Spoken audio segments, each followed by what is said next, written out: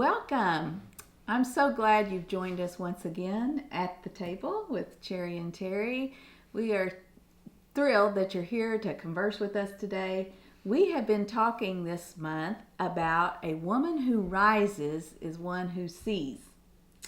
And so today we're going to continue that conversation, and Cherry's going to lead us into conversation today and help us see potential in others. Yes, so today we are talking about a woman who rises, sees potential in others. And so often I think that we limit what we see in others based on circumstances or based on what they've shown us. And God has a much different lens. He sees them for who He created them to be. And so, Terry, would you read for us Romans 5:8? Yes, I would love to. It says, "But God demonstrates His own love for us in this: while we were still sinners, Christ died for us." So, that shows us God sees through potential. Yes. Not circumstance. Exactly. That's so because good. while we were all sinners, while we were in our sin, while we were failing, while we were falling down, Christ still chose to die for us. So while others around us are all still making mistakes and all still missing the mark, we need to see through that lens. We need to look and see the potential, because God has created them for something. He has a purpose for their life. He has a plan for their life. And so we need to see through that lens so that we can just be that encouragement to them and speak life into that situation. Yeah, I think when we do look through that lens of their potential rather than their current behaviors, it just seeing them through that lens encourages us to participate in the process of helping them find their potential. Right. Whereas if we're just judging them, we may not think about really taking part in the process of being ambassadors to God and trying to help them find their own potential. Right. And sometimes, like, we in the Western world for sure, but just as individuals, we have this tendency to rank sin. Like, some sins are worse than other sins. And so, so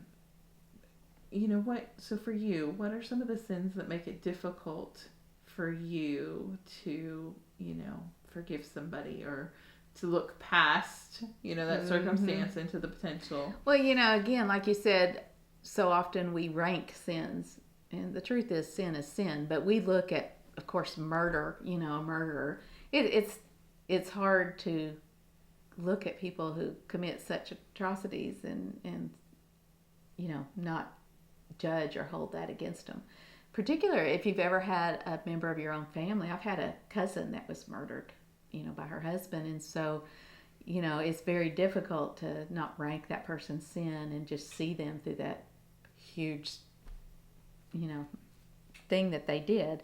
But so that one's the big one for me, murder and looking at sexual sin as big sins that sometimes I have to really work to look past. And then, and my own selfishness is one of the things that gets in the way too. And that's not sins that I have to overlook in them, but just me. It's like I'm not always willing to look. I don't want to be inconvenienced. I don't want to be their poor decisions.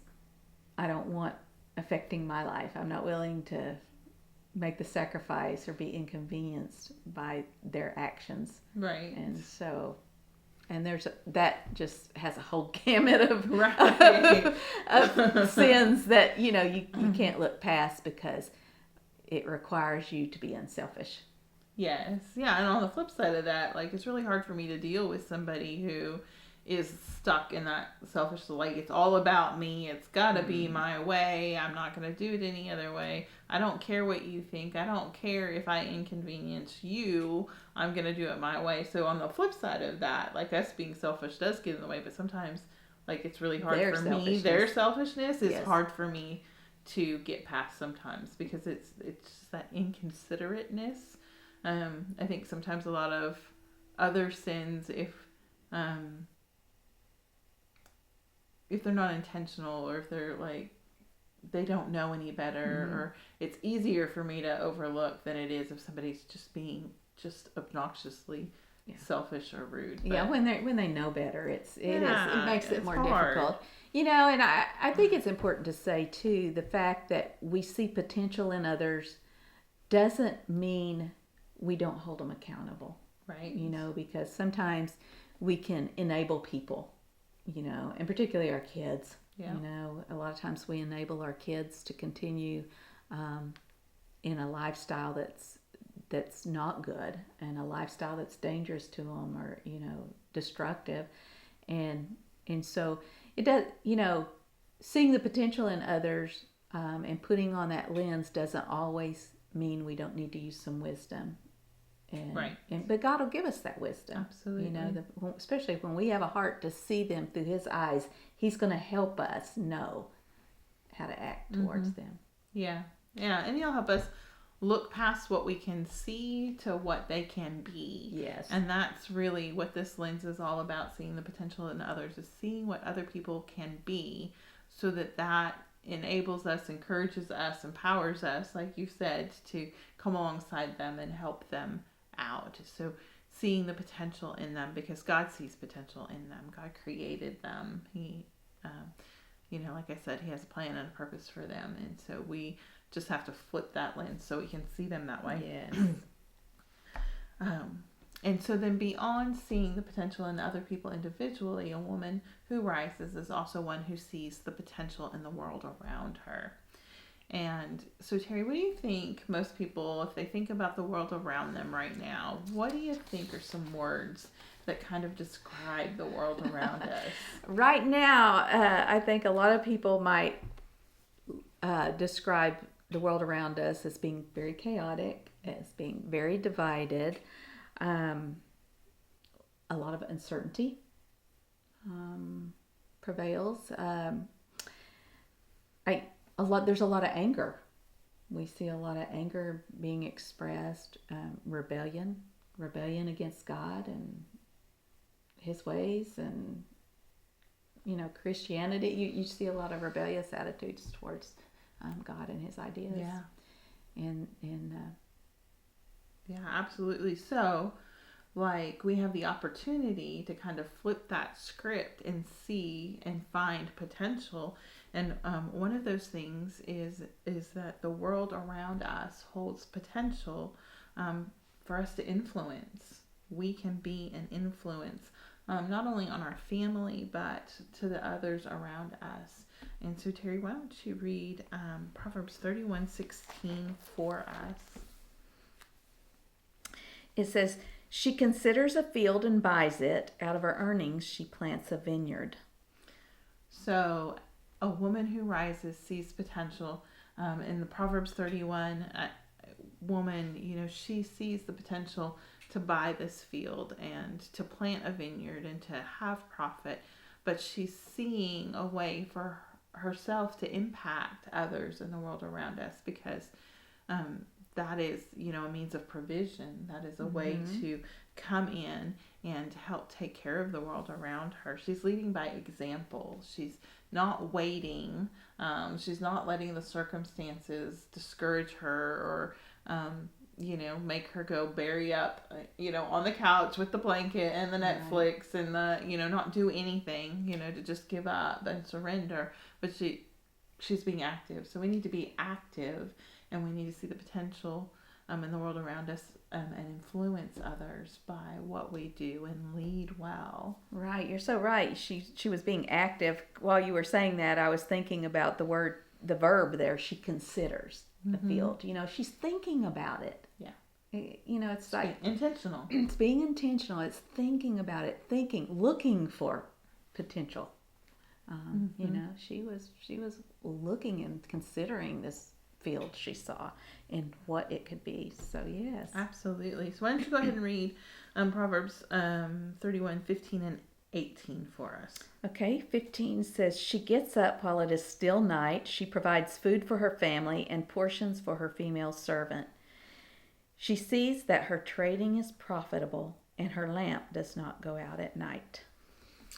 So she sees potential in the world around her, and she recognizes that she has the potential to offer something of value to the world around her. She can contribute to her household, to her family. She can contribute in lots of different ways. But you talked about like our world being chaotic and crazy. One of the ways that we've talked about that we can contribute value to the world around us is just demonstrating, having that peace, the peace of God, looking at the world through his lens so that we have the peace of God in us, and so that we can be changers of the atmosphere when we walk into a circumstance. If everybody else is frustrated and upset and worried about it, that we carry that peace of God with us and we can share that, and that brings value to the situation. Absolutely. And there's so many other ways that we have value that we can contribute to the world around us. One of the things too to consider in those scriptures we read that stand out to me is her discipline. She rose early.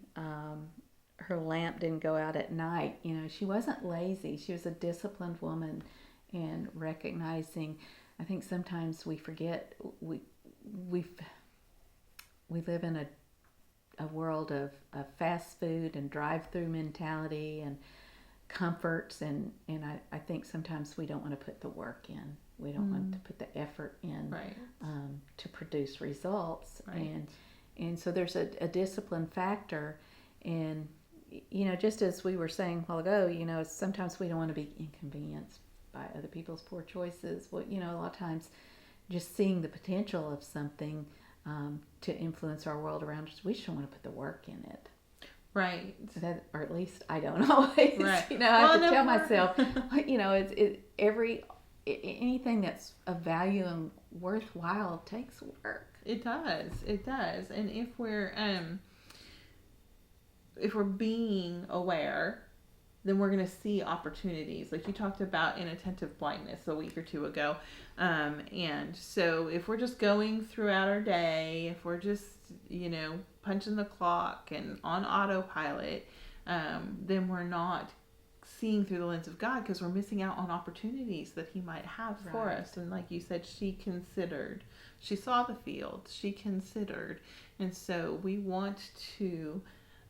just want to see those opportunities that God puts in front of us, and to be able to follow through with them if he leads us to do that. Yes. Which brings us to our last point about seeing potential in the world around us is the world is full of opportunities to share God's love. Would you read 31:20 for us, Terry? Yes, it says, she opens her arms to the poor and extends her hands to the needy. So not only is she taking care of her home, the people immediately around her, she's seeing the opportunity to care for others as well and to extend God's love to them. And, when we do this, we bring that peace, but we also defeat anger. Like our world is so angry because there's so many people who feel like their needs aren't being met, or their needs genuinely aren't being met. And so we can diffuse anger. We can show the love of God. We can point people back to him and say, let me introduce you to Jesus. He cares for your needs. I'm doing these things because I'm viewing the world through his lens, and because he loves you, I love you. Because he wants you to be provided for, I'm going to be his hands and feet extended. I'm going to be his ambassador, and I'm going to do the things that God wants done. And so we have to see those opportunities, and that's how we become women who rise. Yes, and I think too, as being women who extend grace, we're talking about extending grace to other people and looking past their behavior. Yes. Looking, and when we see the world around us is so divisive and angry, it's just such an opportunity for us to really be the body of Christ. And really, there's just so much potential to influence. I don't think we realize who we're carrying around with us. That when we walk into a room, we're carrying God's Spirit in there with us, and it just is so much potential to change so much. And part of that process is going to be involved listening to people, to really take time to look at people who see things differently than we do, and not just to extend grace, not just speak the truth to them, but the Bible tells us to speak the truth in love. And I think part of that speaking the truth in love involves really being good listeners and hearing them out, instead of just trying to push the truth on them, push our viewpoints. Even when we're seeing things through the lens of God, we need to share that with people through love and extend grace as we do it. Yeah, because nobody cares how much you know. They want to know how much you care. Yes. Yeah, yes, absolutely. Yes. And so it's not just about attacking the deception that they're living in. It's about, extending grace and helping them find truth. And we can do that more effectively if we'll be good listeners and we'll really listen to what they're saying.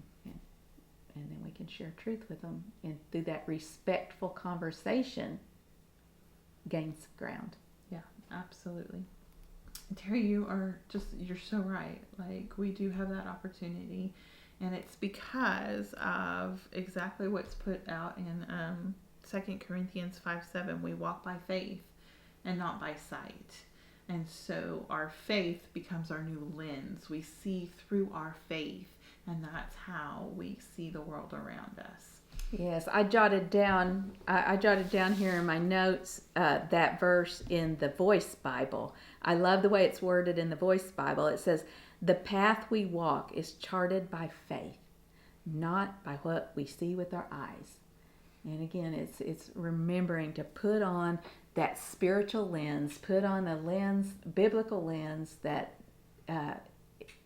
it has so much more potential than just this physical realm we live in. And it's seeing through eyes of faith. 2020 vision is seeing through the eyes of faith.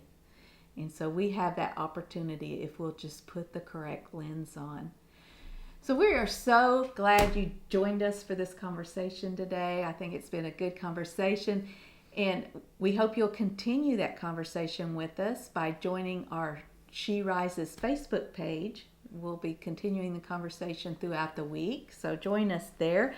Also, I want to remind you that you can find our resources at our Etsy store, Being Remade on Etsy. You'll find us there and several resources there for you.